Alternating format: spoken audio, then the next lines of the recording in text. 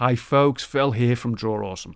So what you're about to watch is a project lesson that I filmed several years ago now, and it's going to show you the number one technique, in my opinion, the most important thing that you have to learn in order to create awesome looking coloured pencil artwork.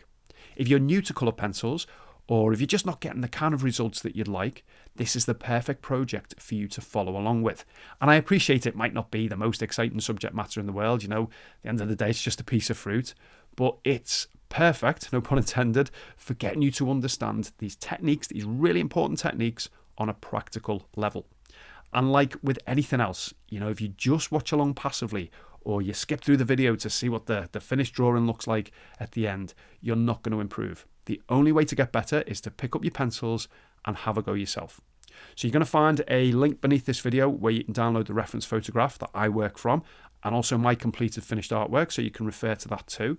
And I've also listed the materials that I use and that I recommend for this particular project.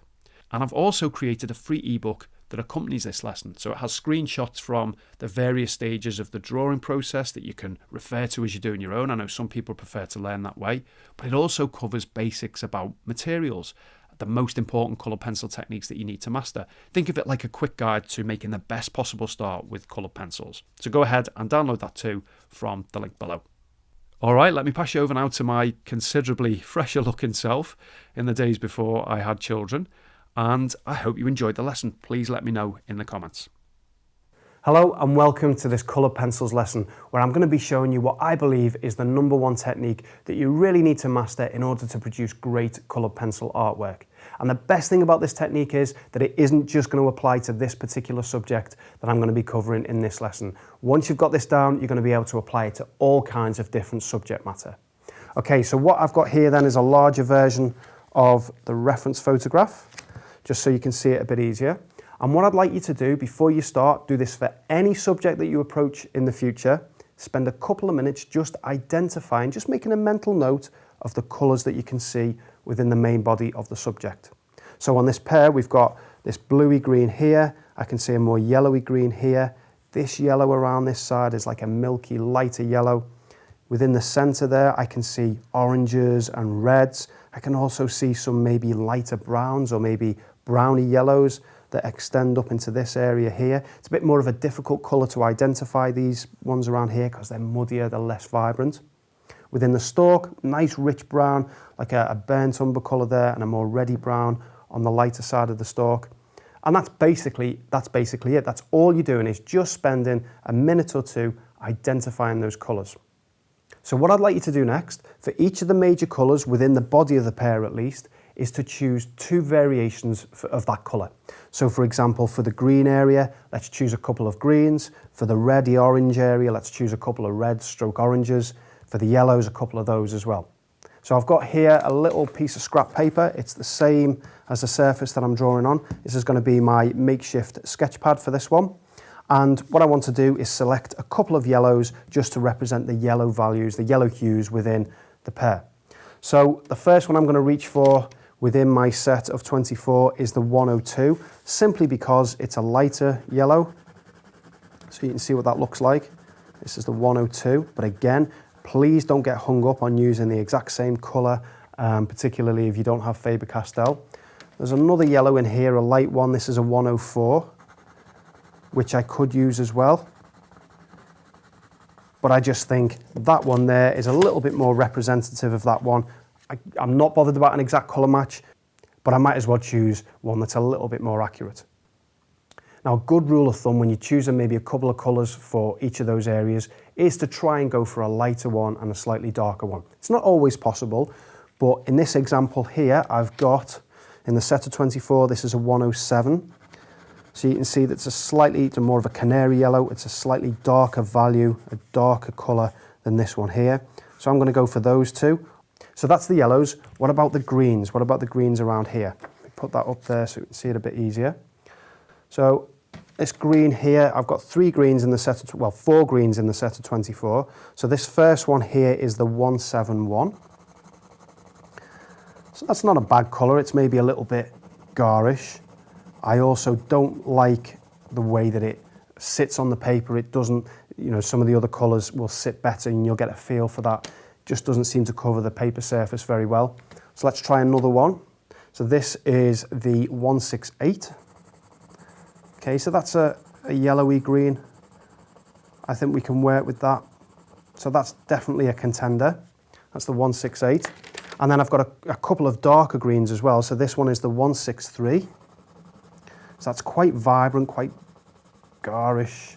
Not too sure about that one. Bit more of a bluey green, so might work around this area. And then the last one that I've got is a 264. Okay, so I think that's a little bit better because it's a bit darker. It's a little less garish than this one here. So I think we'll go for these two. Again, on another day, I might choose those two. But I do like this one. I don't like how that sits on the paper surface. It's got nothing to do with the colour as much. So there's our greens. Let's just take a look at the reds and oranges. So I've got a few, again, to select from. This is a really vibrant orange. This is the 115. So that's a really vibrant orange, and I think that definitely could work for some of these colours within the centre of the pair there. I've got this lighter orange colour. And again, I think I could make that work as well, you know, for some of the lighter oranges around there. I only want two colours for reds and oranges as well, just because I'm trying to keep it as limited as possible. So let's have a look at the reds alongside these. This is quite a deep red. This is the 225, a crimson red. Okay, and then we've got this more vibrant red. And this one is the 121. And then the last red that I've got available is something in between these two. And that is a 219. So, time to make a selection. I've got two that I can choose from. I think I'm going to go for this lighter orange, and I think maybe one of these two reds. So let's go with that one. Again, probably tell by the sound of my voice that I'm almost just picking the first ones that come to mind, because I could go with these two perhaps. I could go with this one and this one. I'm going to go with this lighter one here, and I'm going to go with this red. Now for the stalk, all I'm going to choose is a dark brown, and I've only really got one available to me in the set of 24 Faber-Castell. That's the 177. And you can see what that looks like. So it's a nice dark brown there. What I'm not going to do is choose a colour for this side, because I think I can make use of the orange and the reds and the greens maybe just to add a little bit of colour in there. So I'm just going to stick to that one there. And then what I always like to do is add the white and the black. Some people will call this lazy. I really don't care, because for me it's all about what's quick and what's easy and what allows me to make a piece of artwork, you know, more quickly, so then I can make more pieces of artwork. So I'm going to choose a black and a white. So that gives me 1, 2, 3, 2 reds, 2 greens, 2 yellows, 9 pencils in total. Now, just before I start the drawing, what I want to do is spend just a couple of minutes just working with some of the colours that I've selected, some of these 9 colours, to make sure that I can create the values, so the lights and darks, that I can see within the reference. So again, that's really, really important. It's the lights and darks and not the exact colour combinations. So how can I create, for example, the lighter yellows that then move across into the darker yellows, or the lighter yellowy greens that move across into the darker greens there? Same for the reds and oranges. Let's just test that out very, very quickly on our scrap of paper. So I'm just going to move this to one side so we can get both in. You can see them in there. Okay, so looking at this area of greens here, for example, so I'm going to take my lighter green, and there's some yellows within that as well. So I'm going to take the lighter yellow as well, and we just put that alongside it so you can see when I move my hand out the way.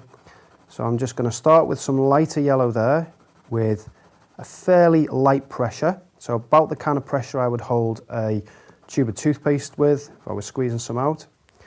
And then the green, I'm just going to move across into the green. So no layering yet, just moving across from one colour into the next. Same sort of pressure again. So I'm looking at this area here. And then obviously it gets darker, doesn't it? So it gets into this darker green. So let's just take our darker green and lay that down.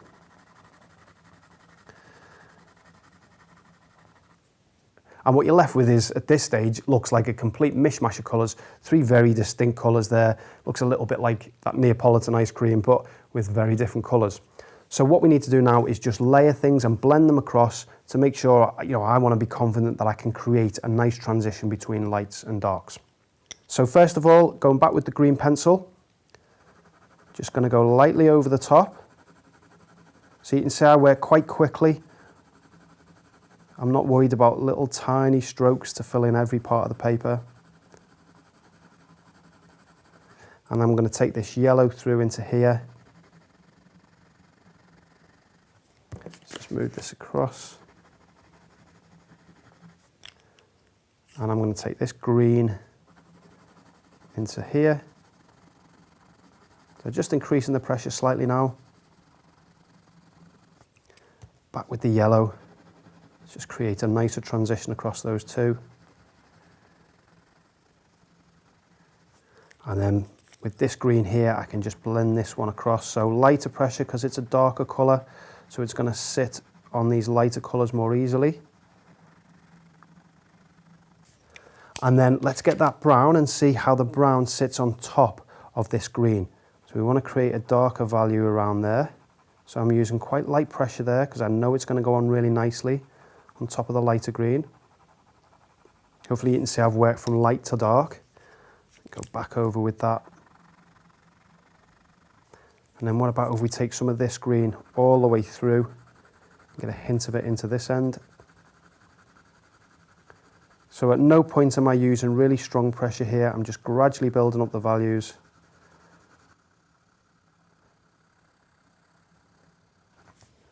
Okay, and then if I want one final pass, I can start to use a lot more pressure now. So maybe I want to make this a little bit more green, so I can start to use more pressure.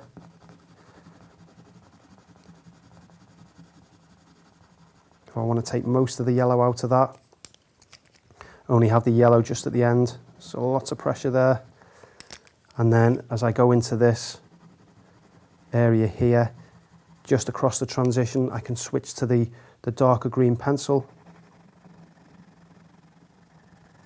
Lots of strong pressure now. Okay, so you get the idea. That's given me enough to know that I'm going to be able to create the range of values, the lights and darks that I want and that I can see within this area. I can do exactly the same with the reds and the oranges. So let's start with our lightest colour. Let's go with the canary yellow, the more canary yellow this time, just so he doesn't feel left out. So light pressure, I mentioned 30% pressure in the ebook. 30% is subjective, I know, so I think the tube of toothpaste analogy is a good one. So that's the yellow down. And then let's go to the next darkest colour, so we're working from light to dark. This is the orange. So similar sort of pressure just to see how the pencil grabs. It's not really doing a lot, so I can just increase that pressure, and that's going on really nicely.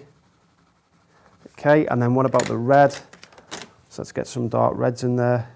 So really light pressure here because just from experience I know how well this red sits on top of other colours. So that's a great tip. Always start with more conservative pressure, lighter pressure, till you get a feel for how the pencil's going on, which you'll get within seconds, and then you can increase the pressure from there. Much better to do that than to start with heavy pressure when you're then going to have to erase things, and that gets really tricky. Okay, a little bit of brown at the end. So again, I know that that's going to sit on top of those colours quite well. So I'm going to keep this one quite subtle, not as dark as the greens. And then what if we want to make this area a little bit lighter? Well, I can take the lighter cream yellow. I'm going to have to use quite a bit of pressure across there because there's some colour down already, and I'm going lighter over darker. And then it's just a case of playing about across the different transitions till you're happy. But because this is our sketchbook, you can play about as much as you want without fear of ruining anything. Okay, so please do go through this process. Yes, it is only 5 or 10 minutes, but it's a very, very important piece of preparation. It's going to give you the confidence, the preparedness to go into your drawing, knowing how your colours that you've selected work together with each other a little bit. You don't want to be going in there blind and trying to figure that out within your drawing. Okay, so when you've done that, come back and join me and we're going to make a start. You can probably just about see my outline drawing. Very, very simple this, even if you're not particularly confident with your drawing skills. A couple of little tips for you if you do struggle drawing by eye. It's definitely easier drawing size for size. So you can see I've got my reference photograph alongside my drawing here, and what it allows me to do is just move the pencil across, make a mark at the bottom, pencil at the top, make a mark for there. I could also, if this wasn't taped down, take this and put it at the top and get the width as well. You know, that's just a little tip that's going to help you get those overall proportions correct. But, you know, for a pear, it really doesn't matter if you're out slightly. What you will notice is that I've used a lighter white coloured pencil to draw the outline and not graphite. If I use a graphite pencil, the coloured pencils don't sit on top of that, and you're left with this, I think, fairly ugly outline, shiny outline of the graphite that really stands out a mile from the coloured pencil. So when you do your drawing, use a light coloured pencil. The good thing is that a light coloured pencil like this will erase back, you know, with your kneadable eraser, particularly if you don't use too much pressure. So it gives you the opportunity to make some mistakes, to get a feel for the shape, the overall shape, without feeling like you have to get it correct first time. Okay, so step one then is to create the highlights, the brightest highlights. And I put these in place first because it's very, very easy to forget and to put some of your other layers down. And as you'll know from reading the guide, if you want really bright highlights, you need to put them down first onto the paper surface. So I'm going to look at this highlight, this one, and this one, just with the white pencil, very, very quickly. I'm using moderate pressure, and then where I can see that the highlight is strongest, I'm just using a heavier pressure. I'm not worried whether it's in the exact position, whether it's the exact same size. I just want to get a rough indication. So this one here is a little higher up, isn't it? So, and it seems to be brighter. And then there's a bit of light around the outside. This one's not quite as bright, so I don't want to use quite as much pressure for this one. I can always go in and add a little bit more pressure later on. The most important thing is that I get them down now so I then don't cover the area with the other colours. Okay, so that's step one. The next step then is to go to your next lightest pencil. So generally speaking, we're working from light to dark, particularly in the initial stages. So this is the cream pencil, and what I'm going to be looking for is where it is most dominant, this colour. So it's obviously down the right hand side here, but you can see I'm leaving plenty of paper surface to show through. So really light sketchy marks, there's nothing neat, nothing fussy about this at all, really quick marks.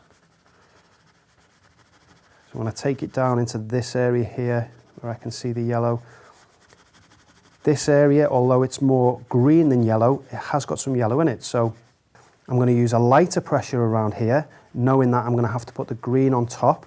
So I want the paper surface to be there underneath, showing through, that lets the green stick to the paper surface. Now let's take this yellow all the way through, just for some continuity. But again, I'm using, as you can hopefully see, lighter pressure, more and more of the paper surface showing through there. Even take it very gently, just very, very lightly down into that area. Why am I not using too much pressure around there? Because I know that being a dark area here, I'm going to have to add lots more layers, lots of darks in there, and I don't want to stop myself from being able to get those dark values because there's too much pencil down on the paper already. So just feeling my way around, I'm going to go back into this area, and I think I can use more pressure here because this is quite close to the colour that I want it in the end. So I might as well use more pressure and, you know, get the job done more quickly. Okay, I think that will do for that colour. Moving on then, I could start looking at some of the oranges, some of the lighter oranges within this area, or some of the greens. It really doesn't matter, I'm going to go with the greens. So the lighter of my two greens that I selected, I'm going to use a similar sort of pressure that I used for the yellow. So round here, this isn't far off the colour that I want. And don't worry, by the way, you will find that, you know, the pencils with this lighter pressure, they don't sit on top of each other too well. and on this paper surface as well, which isn't particularly toothy, you'll find that it doesn't always grab it. It maybe looks a little bit messy and a bit scruffy at this stage. Don't worry about that at all. This is just about getting those initial layers down and giving yourself a bit of a blueprint almost to carry on the rest of the drawing. So I'm going to go a little bit heavier around here, not too much though, because I do need to go darker. Look how dark it is under here.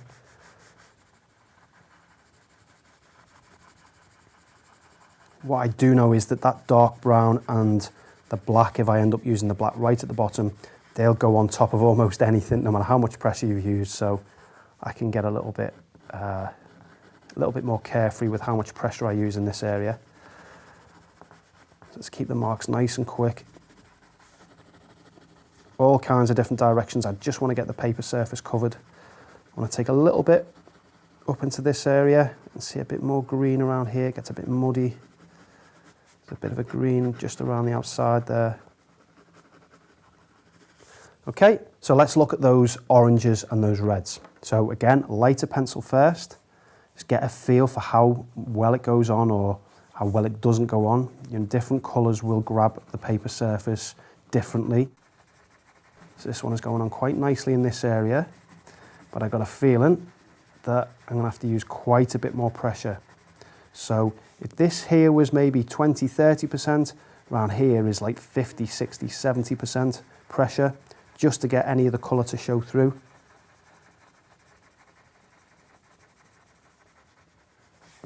Maybe just a hint around here, just light pressure, just a hint. What about that canary yellow? I haven't used that yet, so I could probably get away with using that. So what I'm going to do is just leave that out for now. If I can get away with 8 pencils instead of 9, I think that's a bonus. So I want to go now to some of the reds. So again, just because I did that little study in the sketchbook, I know that this goes on really, really easily. So this is like 20% pressure, really, really light pressure.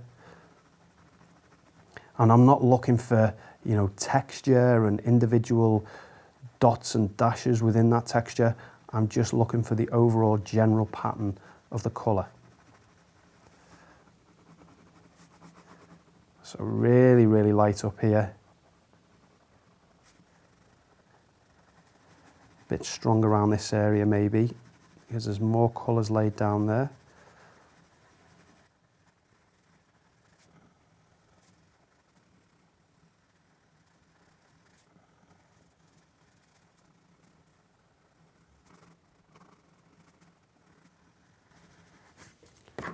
Okay, so at this stage, still really not looking like anything. It's looking flat, insipid. Have patience. This is how it's supposed to look at this stage. Now at this point, I think it's important that we start to create some form. And if you're not too sure what I mean by form, all that is the solid 3D nature of a shape. So if you look at this pair, the reference photograph, it looks like it's curves, it's got depth to it. It's not just got height and width, it's got that third dimension to it. Whereas this drawing at the moment just looks very, very flat. We need to create the illusion that this is solid. And the way that we create that form in this particular case now is by adding these darks, these shadow tones. Now I experimented on that scrap bit of paper with the brown, so just laying the brown on top of the reds and the oranges and the greens. So I can use that for the areas within the pair. For this bottom area here, this is the darkest part of the drawing, the darkest shadow. This is called the occlusion shadow. None of the light can get to this area, so it's almost, if not completely black, pitch black. So what I'm going to do is just put this area in first, and I'm going to just start it off with the brown, but I'm also going to use the black as well on top. And the reason that I'm going to be doing that is because I want to create my darkest dark at this stage. When I create the darkest dark, what it does is it sets the tone or the context for every other shadow that I put in, because I've got a measure by which to compare those additional shadow tones to. So if I take the black, and it's just on this very bottom edge, so don't get too trigger happy with this black. We do just want it to be right at the bottom. You can always refine it later on. But by placing that in now, I've got my darkest dark. So these darks around here, I can see and compare them to this one. How dark is this to this? So brown pencil, really light pressure to start with. Let's see how it sits first. Okay, so it's like 20-30% pressure. So let's just increase that gradually. Let's speed the movements up a little bit. Now a great tip for you here is to really defocus and screw up your eyes. So if you do that and look at the reference photograph, what you'll notice hopefully is that the darkest area within the pear, outside of this little occlusion shadow, the darkest area is around this piece here, okay, just either side of this highlight here. It's not actually here as you might expect. What's happening in this area is the light is coming down, it's bouncing off the surface and then into this area. This is the reflected light. So this area here is actually lighter than this area around here. And you can really see that much more clearly if you squint your eyes down and defocus them. So with those defocused eyes, I'm just going to move the pencil quickly around this area. So I'm using light pressure. What I'm not looking for at this stage is getting exactly the same amount of dark in this area as this area, because if I do that, what will happen is I'll just use lots of pressure with the brown, and yes, I might get the darks right, but I'll just end up with this really flat brown colour. I want to get more greens in there yet. I want to get more reds and oranges in this area. All I'm doing at this stage is just creating this map of different shadows, different areas of shadow. So I'm just seeing, look at the edge of the shadow there. So I'm just trying to recreate that rough shape. Then it comes round into here. This area is quite dark, isn't it? So I can use a bit more pressure here. Again, always trying to keep the pencil marks quite quick, quite loose. So hopefully you can see then I've at least created a little bit of form. They're not the correct values yet. It still hasn't got the depth, anything like the depth that we want it to have and that solid nature. But I've started to map out where those different shadow tones are. There's a definite distinction now on my drawing between this half of the pear and this half. But I've still got plenty of surface showing through, plenty of the layers underneath showing through, so I know I can get colours on top of that. Now from here, I want to start committing to the colours that I've chosen. It's maybe taken me a maximum of 10 minutes to get to this stage, and now I feel like I need to start laying down some of the colours and some of the values more correctly as I see them on here. What I've got is a great start, a great base. There's lots of nice different subtlety that's going to come through there. We've got a map, a little bit of a map for our shadows, our darks and our lights, so I can go in now with a lot more confidence. So let's just approach one area at a time. So I'm going to look at this green area down the bottom. So I've got my mid-green pencil and I want to start using more pressure now. So I'm going to have to use more pressure just to get the pencil to, just for any of the colour to show up. But what it's going to start doing is blending in the colours that are underneath. It's going to act as a bit of a burnisher if you've seen a burnishing tool before, colourless blender. Around here, how far away do I think I am from the actual, not so much the colour but the value, so the light and the darks? I don't think that's too far away, so I don't want to be too overzealous in that area. So this area, I want more greens in. So I'm going to switch to this more apple green. This is a nice dark area around here, so let's use more pressure around this shadow area. Look at that nice area there of reflected light. So I want to try and keep a little bit of the lights back there and go darker either side of it.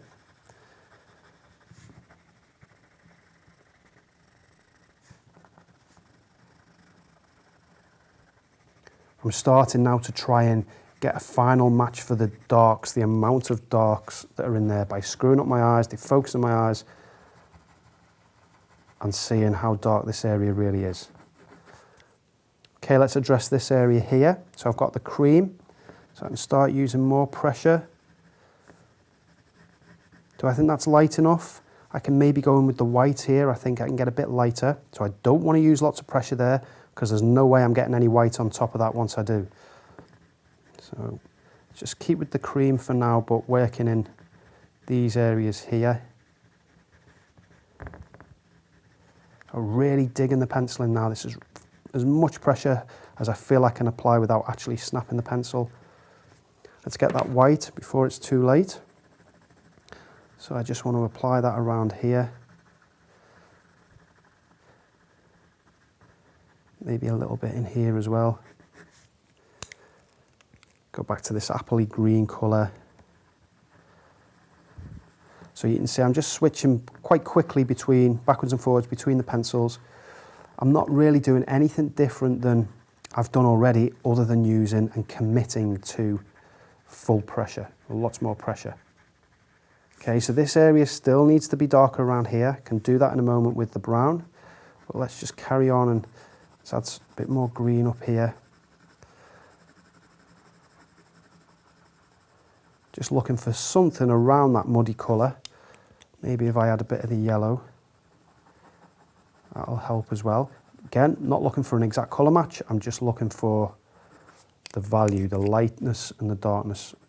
And I would say it's a mid-tone around here, isn't it? It's lighter than this area, but then certainly darker than, say, this area. Okay, and then same sort of approach with the orange and the red section. So lots of nice strong pressure with the orange here. What I'm going to do is just keep the yellows to hand as well, so I can just switch backwards and forwards across the transition between the yellows and the oranges. Probably better with this cream. I really don't think that canary yellow is going to add much at all, so I'm going to limit the use of that. Okay, what about the red? So we can start looking at stronger pressure with that. So now, hopefully, with all these layers that are on before it, the red isn't going to be really, really strong and too vibrant and overpowering. So I'm finding that it's going on quite nicely, quite subtly, which is what I want. Maybe you just get a little touch of this green, just here and there, just going to help strengthen the value, darken it up. This area here is really, really dark. Maybe a touch of brown as well. So light pressure, I'm just looking to fill in some of the gaps in the paper surface.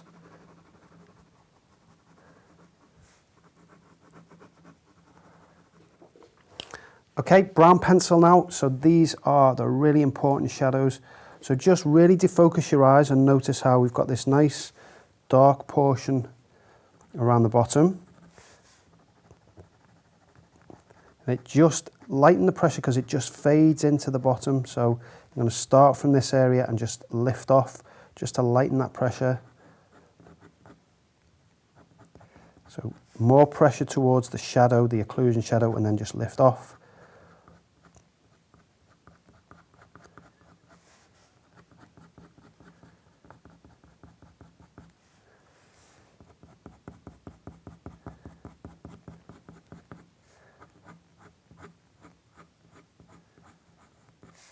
So I'm just continuing to switch between each of the different pencils, the red and the brown, particularly the red, brown and orange, just to bring up the value where I see them. So dark around here, this dark area in here, and it creates a bit of a lighter shape around here. So this one here, so just a couple of the little nuances within the shape. It's just going to give it a little bit of extra interest. Not worried about getting them exact. So really, this isn't too far off. What I want to do is just refine some of these highlights. So they're not just this solid, bright white shape. If you look carefully at them, you know, there's little bits of orange, pinky oranges that are cutting in there, and it's only the very center bit that are the brightest white highlights. So I'm just toning those down slightly. This one here there's not a lot of pure white in that. You might want to tidy up the edges just to get a bit more of an accurate shape in there. So I've tidied up the highlights slightly, just neatened up around the edges, refined them a little bit, just toned them down, keeping the bright whites in the center, but just making them a little bit smaller than what they were. Just strengthen the dark slightly around the bottom here, and this ever so slightly just with the brown. So I think now we can just move on to the stalk. So I've got the dark brown pencil. I want to do this really, really quickly. So the light is, or more of the light is coming from the right-hand side. So I'm just going to draw the dark edge in with this dark brown pencil. And then just really quickly, I'm looking for the darkest values. There's a little bit of a white highlight there. So let's get that in, just a touch down here as well, just before I forget.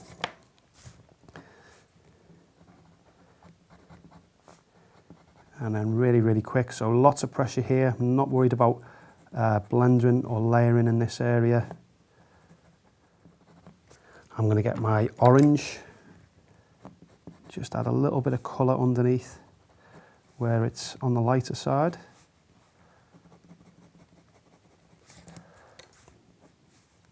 And then I can just gently lay the brown over the top of that just to create a bit of a transition. It's got a darker edge right on the outside. If you just carefully observe that, you'll see it. Let's just create the top of the shape there, that sort of heart shape that's at the top of the pear there.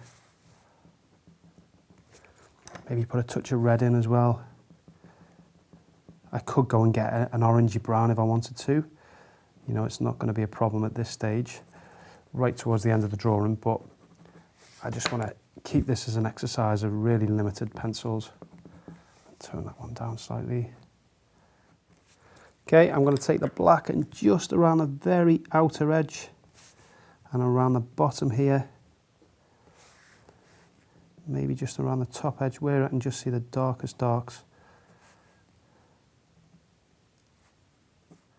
And let's put a bit of a shadow in as well. Rather than just going in with a black or a dark brown, I'm just going to layer a few of the colours that I've used throughout this study. So I'm just going to go again light to dark. Got the light yellow there. Let's maybe go in with the orange, some of that in. Bit of the green as well. And then with the brown, all I want to make sure is that the shadow is darkest right underneath the pear. Let's just get the shape of that in a bit more correctly. So it's darkest under here, and then obviously it's going to just fade off just towards the outer edges there. And then for a last finishing touch, why not add a little bit of the dotted texture in there? Really simple, you know, just a case of taking your time and just adding some dots here and there. But what I would say is in the lighter area, you need to make sure you're using a lighter value, a lighter tone. Maybe go with the green pencil. And then obviously in the darker areas, you're going to be using dark brown, maybe even black. It's probably going to take in these darker areas, the black pencil to show up. Just vary the size of these so you don't want anything too uniform. Also vary the pressure that you use. So you don't want to be using, you know, lots of strong pressure on every dot. You want some that are more prominent than others, some that are, you know, just barely visible. So just switching between your pencils, just, you know, get an impression for it. You don't need to do exactly what's on the reference photograph. Just picking out the odd darker one or two here and there. There we go. I'm going to call that finished. I'm happy with that as a quick 30-minute sketch. I think that will do. So please do have a go with this. I'd love to see some of your renditions and your attempts in the Art Tutor galleries. Let me know how you get on in the comments section as well in the group posts, and I look forward to seeing you in the next lesson.